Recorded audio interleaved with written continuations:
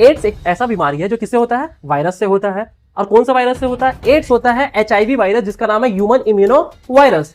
जब स्टार्टिंग में किसी के ब्लड में HIV पाया जाता है या फिर HIV का वायरस मिलता है, तो हम उसको ये नहीं बोलते हैं कि उसको एड्स हो गया है, उसको हम क्या बोल देते हैं कि वो HIV पॉजिटिव है। ये जो एड्स है इसका फुल फॉर्म होता है एक्वायर्ड इम्यूनोडेफिशिएंसी सिंड्रोम। सिंड्रोम मतलब होता है ग्रुप ऑफ सिम्टम्स। जब आपको एक ही बीमारी में अलग अलग तरह के सिम्टम्स शो होने लगे, उसी को हम लोग बोल देते हैं सिंड्रोम। जैसे इसमें तबीयत भी खराब होगा, इसमें वेट लॉस भी होगा, इसमें वॉमिटिंग भी होगा, इसमें किडनी फेल भी होगा, इसमें लीवर फेल भी होगा। क्यों? क्योंकि जब आपके बॉडी में WBCs नहीं रहेंगे, क्योंकि जो HIV वायरस है वो हमारे WBC को अटैक करता है, और जैसे ये WBC को हमारे अटैक करेगा तो आपके बॉडी में कोई भी प्रोटेक्शन करने के लिए है नहीं। अब जब कोई भी वायरस आएगा, चाहे वो हेपेटाइटिस A का वायरस आए या B का आए या C का आए, वो डायरेक्ट आपके लीवर को अटैक करेगा, आपका लीवर खत्म। ये जो एड्स था ये सबसे पहले आया था बंदरों में आया था, और बंदरों से ऐसा माना जाता है कि वो इंसानों में आया। ये जो HIV होता है बहुत ही ज्यादा खतरनाक होता है, और ये दो जगह ही एग्जिस्ट कर सकता है, मतलब ये जी सकता है इसका वायरस। पहला गैमेट में और दूसरा ब्लड में। अब जब भी गैमेट या ब्लड, गैमेट मतलब मेल में स्पर्म और फीमेल में ओवम, ये दोनों के अलावा ये ब्लड में जी सकता है इसका वायरस, जिंदा रह सकता है। ये दोनों का जब भी ट्रांसफर, गैमेट का ट्रांसफर होगा एक बॉडी से दूसरे बॉडी में, तो HIV वायरस का ट्रांसफर हो सकता है। साथ ही साथ अगर ब्लड का ट्रांसफर होगा तो HIV वायरस का ट्रांसफर हो सकता है। ये जो HIV होता है इसका ट्रांसमिशन कैसे होता है? ट्रांसमिशन मतलब होता है फैलना। अगर कोई किसी के साथ सेक्सुअल कांटेक्ट में आता है, और सेक्सुअल कांटेक्ट में आने के बाद अगर कोई वन पार्टनर, कोई एक जो है अगर उसको HIV है, तो जब गैमेट का ट्रांसफर होगा तब क्या होगा? वो एक पार्टनर को अगर HIV हो तो वो दूसरे को फैला देगा, और अगर दूसरा पार्टनर किसी और के साथ फिर कभी सेक्सुअल कांटेक्ट बनाता है तो उसको भी फैला देगा। ठीक है, तो इसीलिए यहां पे सेक्सुअल कांटेक्ट की वजह से क्या हो जाता है? HIV का ट्रांसमिशन हो जाता है। एड्स एक ऐसा बीमारी है जो किससे होता है? वायरस से होता है। और कौन सा वायरस से होता है? एड्स होता है HIV वायरस, जिसका नाम है ह्यूमन इम्यूनो वायरस। जब स्टार्टिंग में किसी के ब्लड में HIV पाया जाता है या फिर HIV का वायरस मिलता है, तो हम उसको ये नहीं बोलते हैं कि उसको एड्स हो गया है, उसको हम क्या बोल देते हैं कि वो HIV पॉजिटिव है। अगर स्टार्टिंग में HIV के कुछ वायरस किसी के बॉडी के ब्लड में पाए जाएंगे, तो हम उसको ये बोलेंगे कि वो HIV पॉजिटिव है, ना कि उसको ये बोलेंगे कि उसको एड्स है। पहला चीज यहां पे ये जान लो। सेकंड चीज, ये जो एड्स है इसका फुल फॉर्म होता है एक्वायर्ड इम्यूनोडेफिशिएंसी सिंड्रोम। सिंड्रोम मतलब होता है ग्रुप ऑफ सिम्टम्स। जब आपको एक ही बीमारी में अलग अलग तरह के सिम्टम्स शो होने लगे, उसी को हम लोग बोल देते हैं सिंड्रोम। जैसे इसमें तबीयत भी खराब होगा, इसमें वेट लॉस भी होगा, इसमें वॉमिटिंग भी होगा, इसमें किडनी फेल भी होगा, इसमें लीवर फेल भी होगा। क्यों? क्योंकि जब आपके बॉडी में WBCs नहीं रहेंगे, क्योंकि जो HIV वायरस है वो हमारे WBC को अटैक करता है, और जैसे ये WBC को हमारे अटैक करेगा तो आपके बॉडी में कोई भी प्रोटेक्शन करने के लिए है नहीं। अब जब कोई भी वायरस आएगा, चाहे वो हेपेटाइटिस A का वायरस आए या B का आए या C का आए, वो डायरेक्ट आपके लीवर को अटैक करेगा, आपका लीवर खत्म। समझ में आया? जिस तरह ये चिकनगुनिया होगा, तो चिकनगुनिया आपके अल्वियोलाई को अटैक करेगा, वहां पे लड़ने के लिए उनसे कोई है नहीं, अल्वियोल मतलब लंग्स खत्म। इसी तरह वो हार्ट को भी करेगा, किडनी को भी करेगा, और मल्टी ऑर्गन फेलियर हो जाएंगे आपको, किसमें? एड्स में हो जाएंगे। ये जो एड्स था ये सबसे पहले आया था बंदरों में आया था, और बंदरों से ऐसा माना जाता है कि वो इंसानों में आया। जैसे कोरोना चमगादड़ में था, वापस इंसान में आ गया। सूप पीता था इंसान चमगादड़ का चाइना में, तो वैसे आ गया। तो इसी तरह जो फर्स्ट केस ऐसा माना जाता है इंसानों में, वो देखा गया था कहां पे? USA में 1981 में। उसके बाद 1986 में इंडिया में सबसे पहला केस देखा गया। किसका? HIV का।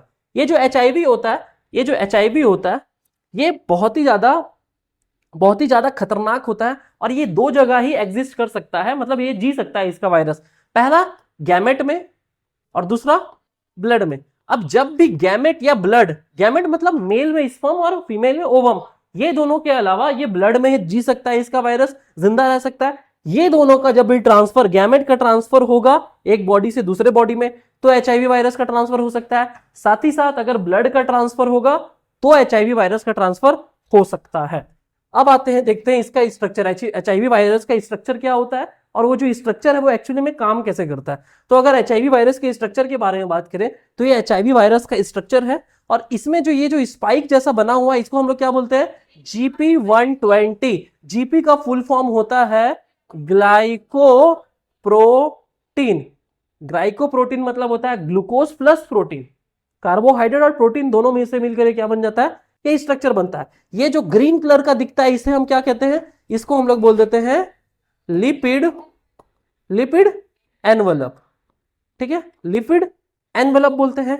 साथ ही साथ ये दोनों के बाद जो यहां पे व्हाइट कलर का आपको एक स्ट्रक्चर दिख रहा है, ये वाला और ये वाला, इसको बोलते हैं हम लोग कैप्सिड। क्या बोलते हैं? कैप्सिड। जो बाहर है उसको बोलते हैं कैप्सिड P1 P17 P17, और जो अंदर छोटा वाला है इसको हम लोग बोलते हैं P24। इनके क्या काम है आगे हम लोग देखेंगे। उसके बाद ग्लाइकोप्रोटीन के साथ, लिपिड एनवेलप के साथ, कैप्सिड के बाद एक चीज और रहता है जो इसमें होते हैं, दो स्ट्रैंड ऑफ आरएनए। एक को हम लोग बोल देते हैं सिंगल स्ट्रैंड आरएनए। इसमें कितने होते हैं टोटल? 2 होते हैं। इन सब के बाद इसमें दो एक एंजाइम, ये जो आपको दिख रहा है यहां पे, इसको एक एंजाइम बोला जाता है। इस एंजाइम का नाम है प्रोटीएज। क्या ये नाम है? प्रोटीएज। उसके बाद ये जो आरएनए है, ये जो आरएनए है इसी में 2 एंजाइम लगे होते हैं, 2 एंजाइम लगे होते हैं। तो ये जो येलो वाला है, ये जो येलो वाला है इसका नाम है ट्रांसक्रिप्टेज। ट्रांसक्रिप्टेज, इसका क्या काम है आगे हम लोग देखेंगे। और ये जो ब्लू वाला है इसका नाम है इंटीग्रेज। क्रिप्टेज समझ में आ गया? अब देखो ये क्या करते हैं। अब ये क्या करते हैं, ये जो ग्लाइकोप्रोटीन है, ये ग्लाइकोप्रोटीन, ये जो एचआईवी में ये जो ग्लाइकोप्रोटीन है, ये समझो एक तरह का ताला है और ये अपना चाबी ढूंढते रहता है। तो जैसे ये जाता देखता है कि अच्छा मैं इस चाबी के साथ क्या कर सकता हूं, इसमें अटैच हो सकता हूं, तो ये जाकर के ढूंढता है हमारे बॉडी में उस चाबी को। उस चाबी का नाम है CD4। और ये जो CD4 चाबी है ये पाया जाता है मैक्रोफेज और टी सेल में। किसमें पाया जाता है? मैक्रोफेज और टी सेल में। ठीक है, CD4 क्या? हाँ, टी सेल T4 मतलब टी हेल्पर सेल में पाया जाता है। ठीक है, अब मान के चलो ये मैक्रोफेज है हमारे बॉडी का, ये मैक्रोफेज है। ये मैक्रोफेज में मान के चलो ये मैक्रोफेज है। ठीक है, ये मैक्रोफेज है, ये मैक्रोफेज का सेल है, ये मैक्रोफेज का सेल है। इस मैक्रोफेज के सेल के बाहर में क्या रहता है? एक एचआईवी रहता है, आता है, और एचआईवी के बाहर क्या लगे रहता है? ये फाइनली है ना GP120। ये जो स्पाइक बना हुआ है इसको हम लोग बोल देते हैं GP120, GP120। और ये जो मैक्रोफेज का सेल होता है इसके बाहर में एक रिसेप्टर होता है जिसका नाम है CD4। समझे? तो ये जो रिसेप्टर होता है ये होता है GP120 का। तो ये जो GP120 है वो इस मैक्रोफेज के साथ, मैक्रोफेज के CD4 के साथ आता है, चिपक जाता है, अटैच कर लेता है। अब जैसे ये अटैच कर लेगा तो ये जो होता है ना लेयर, ये होता है लिपिड का। ठीक है, एचआईवी का ये जो लेयर होता है ये होता है लिपिड का। साथ ही साथ जो मैक्रोफेज का ये लेयर होता है ये भी बाहर का लेयर किससे होता है? लिपिड का। ये दोनों लिपिड आते हैं एक साथ, एक दूसरे के साथ मिल जाते हैं, घुल जाते हैं। तेल और पानी मिलेंगे, तेल मिलेंगे तो ये तेल है, मिल गए। समझ में आया? तेल और पानी तो नहीं मिल पाएंगे, लेकिन ये भी लिपिड, ये भी लिपिड, ये भी फैट, दोनों मिल गए, मिल करके एक लेयर बना दिए। जैसे ये लेयर बनाए ये एचआईवी क्या होता है? इसके अंदर आ जाता है। अब जैसे ये अंदर आएगा ना, एचआईवी जैसे अंदर आएगा, इसके अंदर के जो कैप्सिड्स हैं वो टूट जाते हैं। वो कैप्सिड क्या हो जाते हैं? टूट जाते हैं। जैसे कैप्सिड टूटेंगे, जैसे ये कैप्सिड यहां पे टूटेंगे, ये जो कैप्सिड है जैसे ही टूटेंगे, ये तो मिल गया उसमें लेयर में, बचा क्या? कैप्सिड बचा। ये कैप्सिड जैसे टूटेंगे, ये जो mRNA है, सॉरी ये जो आरएनए है, सिंगल स्ट्रैंड आरएनए है, ये क्या करेगा? बॉडी में अंदर चल जाएगा। किसके? मैक्रोफेज के सेल में। तो ये जैसे कैप्सिड टूटा, इसी के अंदर 2 कैप्सिड थे ऐसे ऐसे करके, और इसी के अंदर आरएनए थे। जब ये कैप्सिड ऐसे ऐसे करके टूटेगा, ये क्या होंगे? ये दोनों अंदर आ गए, ये आरएनए अंदर आ गए। अब जैसे ही ये दोनों अंदर आए, ये दोनों अंदर आए, एक इन लोगों के पास एंजाइम होता है जिसका नाम होता है ट्रांसक्रिप्टेज। किसके पास? इनके पास ही। किनके पास? यही बताया था ना, इन्हीं में एक एंजाइम होता है ना, एक ट्रांसक्रिप्टेज नाम का एंजाइम होता है। ये ट्रांसक्रिप्टेज क्या करता है? ये ट्रांसक्रिप्टेज क्या करता है? ये आरएनए को, ये जो आरएनए है, इस ट्रांसक्रिप्टेज एंजाइम के मदद से इन दोनों को बना देता है डीएनए। डीएनए क्यों बनाता है? क्योंकि मैक्रोफेज के जो न्यूक्लियस में जो डीएनए है, मैक्रोफेज के न्यूक्लियस में जो सेल में जो न्यूक्लियस है उसमें भी डीएनए होगा। अब जब उसमें भी डीएनए होगा, मैक्रोफेज के इसमें भी डीएनए होगा। अब ये जो डीएनए होगा, हमारा बॉडी डीएनए को समझता है, आरएनए को नहीं समझता। तो ये इसीलिए जो ट्रांसक्रिप्टेज एंजाइम्स है वो आरएनए को किस में कन्वर्ट करता है, डीएनए में। और इसी का एक एंजाइम होता है जिसका नाम है इंटीग्रेज। समझ में आया? ये इंटीग्रेज एंजाइम इसको पकड़ेगा डीएनए को, ये जो आरएनए का जो ट्रांसक्रिप्टेज एंजाइम की मदद से डीएनए बनाया, इसको पकड़ेगा और इसमें ला करके मिला देगा। समझ में आया? इसी डीएनए में ला करके इस डीएनए को कौन मिला दिया, इंटीग्रेस, मतलब इंटीग्रेट कर दिया। इंटीग्रेट मतलब होता है जोड़ना। समझ में आया मानश्री? मानश्री समझ आ रहा है ना? हाँ, तो इसमें जोड़ दिया। अब जैसे ये जोड़ा ना, अब हमारा डीएनए को लगे, हमारे बॉडी को लगे अरे ये तो मेरा ही डीएनए है। और हमारा बॉडी क्या बनाता है, डीएनए से हमारा बॉडी बनाता है आरएनए, हमारा बॉडी बनाता है डीएनए से आरएनए। अब फिर ये जो आरएनए बनाता है, तो उसी समय क्या हुआ, ये जो डीएनए बनाया, डीएनए हमारा बॉडी इसमें जोड़ दिया। अब हमारा ही बॉडी उसके डीएनए का आरएनए बनाने लगता है। समझ में आ गया? इसके डीएनए का, किसका, एचआईवी के डीएनए का आरएनए हमारा बॉडी बनाने लगता है। साथ ही साथ ये आरएनए जाता है किसके पास, राइबोसोम के पास, हमारे बॉडी में, हमारे सेल में। ये राइबोसोम को बोलता है तुम क्या करो, प्रोटीन बनाओ, प्रोटीन बनाओ। तो एचआईवी के स्ट्रक्चर में, एचआईवी के डायग्राम या स्ट्रक्चर में एक आरएनए है, 2 ठोक, और साथ ही साथ प्रोटीन है। जब आरएनए और प्रोटीन मिल गया, जब आरएनए और प्रोटीन, आरएनए यहां से ये डीएनए बना दिया हमारा मैक्रोफेज का, और राइबोसोम उसका प्रोटीन बना दिया, आरएनए और प्रोटीन मिल गया, तो वापस ये एचआईवी का स्ट्रक्चर हो गया वापस। और इसको थोड़ा बहुत जो बचा होगा, इसको मैच्योर करने का काम कर देगा प्रोटीएज एंजाइम, जो 3 एंजाइम थे। तो ट्रांसक्रिप्टेज क्या किया, आरएनए से डीएनए बना दिया। उसके बाद इंटीग्रेस क्या किया, डीएनए को मैक्रोफेज के डीएनए में जोड़ दिया। अब जो यहां पे डीएनए को इस मैक्रोफेज के डीएनए में, इस डीएनए को जो जोड़ा गया ना, इसी डीएनए का नाम है प्रोवायरस। समझे? इसी डीएनए का नाम क्या है, प्रोवायरस।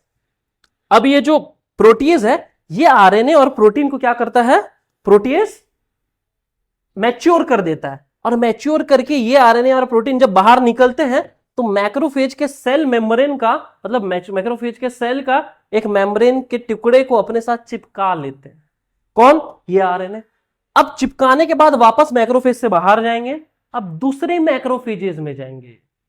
अब जब ये बाहर गए, कोई इसको रोक ना पाए, इसलिए ये क्या किया था, आरएनए क्या किया था, मैक्रोफेज के एक सेल मेम्ब्रेन का टुकड़े को चिपका लिया था, ताकि हमारे बॉडी को लगे कि ये जो डीएनए आरएनए है ये मेरा ही है, मतलब हमारे बॉडी का ही सेल मेम्ब्रेन है ये। समझ में आ गया? यही प्रोसेस होता है। अब बार बार सेम तरह से सेल में जाएंगे और सेम तरीके से ये लोग क्या करेंगे, अपने आप को मल्टीप्लाई करते रहेंगे, और ये नेवर एंडिंग प्रोसेस हो जाता है। समझे? यही प्रोसेस यहां पे दिया हुआ है, यहां पे। ठीक है? पहला attachment, HIV enters the body and look for a macrophage. Enter करता है और मैक्रोफेज के लिए ढूंढता है। मैक्रोफेज को क्यों ढूंढता है? क्योंकि CD4 रिसेप्टर किसके पास है, मैक्रोफेज के पास। जब मैक्रोफेज के पास है तो चाबी उसके पास है, ताला उसके पास है, तो चाबी ये है, तो अपना चाबी खोलने के लिए उसके पास जाएगा ही जाएगा, चिपकने के लिए जाएगा ही जाएगा। उसके बाद क्या होता है, जब आफ्टर अटैचमेंट लिपिड मेम्ब्रेन और एचआईवी फ्यूजेस विद मेम्ब्रेन और macrophage HIV enters the body. जैसे क्या होता है, जैसे ये पहुंचता है, तो जो लिपिड मेम्ब्रेन है किसका, एचआईवी का, वो लिपिड मेम्ब्रेन जो मैक्रोफेज के है, दोनों के साथ फ्यूज कर जाता है, मिक्स हो जाता है। अब जैसे ही मिक्स हुआ, तो एचआईवी मिक्स होने के बाद जैसे उसका मेम्ब्रेन मिक्स हो गया, एचआईवी एंटर कर जाता है मैक्रोफेज के अंदर। जैसे मैक्रोफेज के अंदर किया, कैप्सिड टूटता है। जैसे कैप्सिड टूटता है, उसी को प्रोसेस को बोलते हैं अनकोटिंग। कैप्सिड टूटा, अनकोटिंग हुआ। जैसे अनकोटिंग हुआ, सिंगल स्ट्रैंडेड जो आरएनए है वो क्या होंगे, अंदर घुस जाएंगे, किसमें? सेल के अंदर। मैक्रोफेज के सेल के अंदर साइटोप्लाज्म में रिलीज कर दिए जाएंगे। समझ में आ गया? साइटोप्लाज्म मतलब सेल का जो बाहरी पार्ट है, जो तैरने वाला पार्ट है, उसको साइटोप्लाज्म बोल देते हैं। अब वहां पे जो रिवर्स ट्रांसक्रिप्टेज इंजाइम है, जो ट्रांसक्रिप्टेज इंजाइम मैंने बताया, वो रिवर्स ट्रांसक्रिप्टेज कर देता है। रिवर्स ट्रांसक्रिप्टेज क्या क्यों बोलते हैं? ट्रांसक्रिप्शन मतलब होता है डीएनए से डीएनए का आरएनए बनना।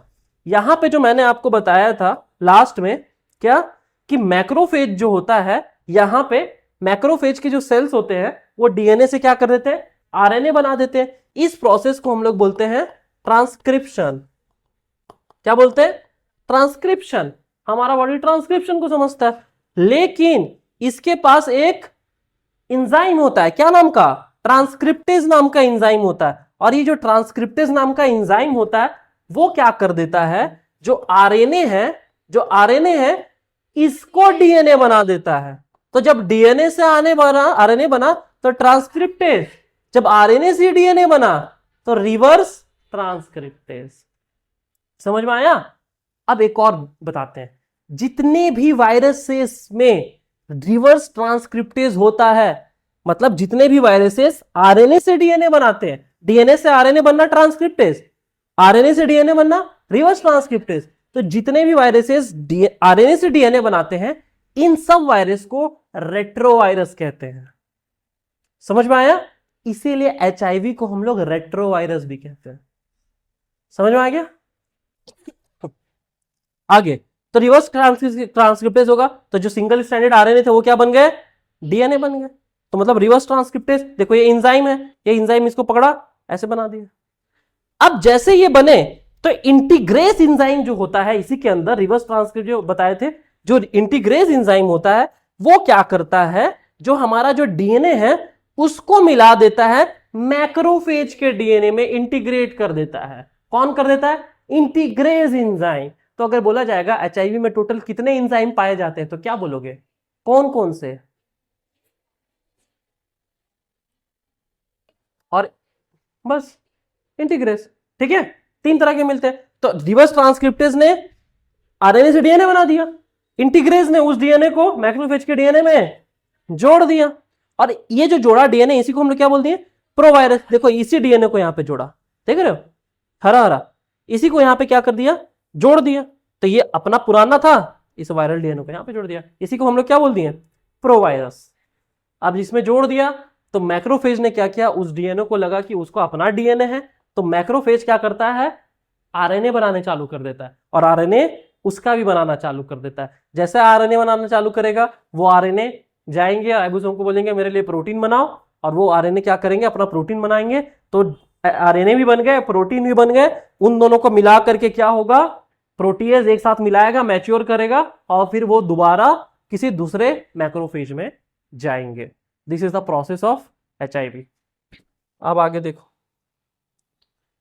देखो, ये जो एचआईवी होता है इसका ट्रांसमिशन कैसे होता है? ट्रांसमिशन मतलब होता है फैलना। ट्रांसमिशन होता है फैलना। कैसे होता है? अगर कोई किसी के साथ सेक्सुअल कांटेक्ट में आता है, और सेक्सुअल कांटेक्ट में आने के बाद अगर कोई वन पार्टनर, कोई एक जो है अगर उसको एचआईवी है, तो जब गैमेट का ट्रांसफर होगा तब क्या होगा? वो एक पार्टनर को अगर एचआईवी हो तो वो दूसरे को फैला देगा, और अगर दूसरा पार्टनर किसी और के साथ फिर कभी सेक्सुअल कांटेक्ट बनाता है तो उसको भी फैला देगा। ठीक है, तो इसीलिए यहां पे सेक्सुअल कांटेक्ट की वजह से क्या हो जाता है? एचआईवी का ट्रांसमिशन हो जाता है। अगर जैसे झारखंड में हुआ था, 3-4 लोगों को एचआईवी ट्रांसमिटेड वाला वो ब्लड दे दिया गया था, जो एचआईवी से ऑलरेडी थे। देवघर में ऐसा हुआ था शायद कि किसी को एचआईवी था और उसी के ब्लड को क्या किया गया? दूसरे के बॉडी में चढ़ा दिया गया, फोकट का उसको मिल गया, उसको भी एचआईवी मिल गया। ऐसा हुआ। शेयरिंग इन्फेक्टेड नीडल्स, अगर नीडल है किसी को एचआईवी है तो उसमें उसका ब्लड होता ही है, थोड़ा बहुत पकड़ेगा, और वायरस कितना ही छोटा होता है, छोटा सा ही होता है। अब उसी नीडल्स को किसी दूसरे पर्सन में यूज किया जाएगा तो क्या हो जाएगा? उसको भी एचआईवी हो जाएगा। और साथ ही साथ किसी मदर को है, अगर मदर को है तो प्लेजेंटा के थ्रू उसके बेबी में भी चल जाएगा, और प्लेजेंटा वो कनेक्शन होता है जो मां को बेबी से जोड़ता है, कनेक्ट करता है। समझ में आ गया? हाई रिस्क किनको है? जिनके मल्टीपल पार्टनर्स होते हैं, जिनके मल्टीपल सेक्सुअल पार्टनर्स होते हैं, उनको ज्यादा हाई रिस्क है, क्योंकि किसी को ये नहीं पता कि किसके पास होगा, तो जब किसी के साथ क्या तो बोलते कांटेक्ट में आएगा वो, तो उसमें वो दे करके चल जाएगा उस एचआईवी वायरस को। साथ ही साथ जिनको बार बार जो ब्लड ट्रांसफ्यूजन की जरूरत पड़ती है, समझ आया, तो उनको हो सकता है कि एचआईवी वायरस चढ़ा दिया जाए। ठीक है। और साथ ही साथ जो चिल्ड्रन जो पैदा होते हैं जिनकी मां में होता है, उनको बहुत ज्यादा हाई रिस्क होता है। तो इन लोगों को बहुत ज्यादा हाई रिस्क होते हैं एचआईवी का। किसके थ्रू नहीं होता? मच्छर काटने से एचआईवी नहीं होता, कपड़े किसी के पहनने से एचआईवी, साथ रहने से, नॉर्मल सोशल कॉन्टेक्ट से, समझ में आ गया? नहीं होता। इसका सिम्टम्स क्या है? किसी को भी एचआईवी है तो बुखार लगेगा, थकान लगेगा, लिम्फ नोड्स फूल जाएंगे, गला खराश हो जाएगा, स्किन में रैशेस आ जाएंगे, रात को सपना वो पसीना आएगा और वेट लॉस हो जाएगा। इसके साथ ही साथ और क्या क्या इंफेक्शंस हो सकते हैं? टीबी हो सकता है, कॉमन कोल्ड हो सकता है, निमोनिया हो सकता है, वेट लॉस हो सकता है। ठीक है। इसको चेक किया जाता है एलाइजा टेस्ट से। ठीक है, एलाइजा टेस्ट से इसको एचआईवी को टेस्ट किया जाता है। साथ ही साथ इसको अगर मान के चलो एलाइजा टेस्ट में पॉजिटिव आ गया, तो इसको कंफर्म करने के लिए एक और टेस्ट किया जाता है जिसका नाम है वेस्टर्न ब्लॉटिंग। समझे? वेस्टर्न ब्लॉटिंग से क्या होगा? कंफर्मेशन होगा, और एलाइजा टेस्ट से क्या होगा? टेस्ट होगा। क्लियर है? अवेयरनेस प्रोग्राम कौन चलाता है? National AIDS control organisation. ये बोलता है कि अवेयरनेस फैलाओ, कि जिनको ऑलरेडी हो चुका है उनको ये बताओ कि इन चीजों से एचआईवी किसी को नहीं होता, तो जिसको भी एड्स है काइंडली ये सब चीजें उनसे साथ अवॉइड करे, बट उनसे मिलना अवॉइड ना करे, उनके कपड़ा पहनना अवॉइड ना करे, साथ रहना अवॉइड ना करे। और इसी को अवेयरनेस को फैलाने के लिए हम लोग एड्स दिवस मतलब एड्स डे मनाते हैं 1 दिसंबर को। 1 दिसंबर को इसको रोकने का, एड्स से लड़ने का क्या है? कोई नहीं है, कोई इलाज नहीं है, सिम्टोमेटिक इलाज है। एक होता है क्या? रिवर्स ट्रांसक्रिप्टेज इनहिबिटर, मतलब कि जो रिवर्स ट्रांसक्रिप्टेज जो एंजाइम था आरएनए से जो डीएनए बना रहा था, उसको रोकने का काम था। बट आप कितने सेल्स के लिए उसको यूज कर लीजिएगा? तो हो सकता है जो कोई 2 साल जीने वाला था वो 2.5 साल जिएगा, ज्यादा से ज्यादा इतना ही होगा। इसका इंक्यूबेशन पीरियड 5 से 10 साल होता है, मतलब अगर किसी को हुआ तो 5 से 10 साल के अंदर वो खत्म हो जाएगा। ठीक है। और दूसरा था प्रोटीज इनहिबिटर। ठीक है, इसको बोलते हैं रिटोनेविर। ठीक है, एजिडोथाइमाइडाइन, एजिडोथाइमाइडाइन इसका नाम है दवा का। दवा जो लेते हैं ना, क्या? एजिडोथाइमाइडाइन, और दूसरा है रिटोनेविर। रिटोनेविर। तो जो एजिडोथाइमाइडाइन जो है ये रिवर्स ट्रांसक्रिप्टेज के लिए करता है, और जो रेटोनाइविर जो है ये प्रोटीज इनहिबिटर है। प्रोटीज जो एंजाइम था उसको रोकता है काम करने से, जो मैच्योर करते थे, है ना। तो this is what about HIV.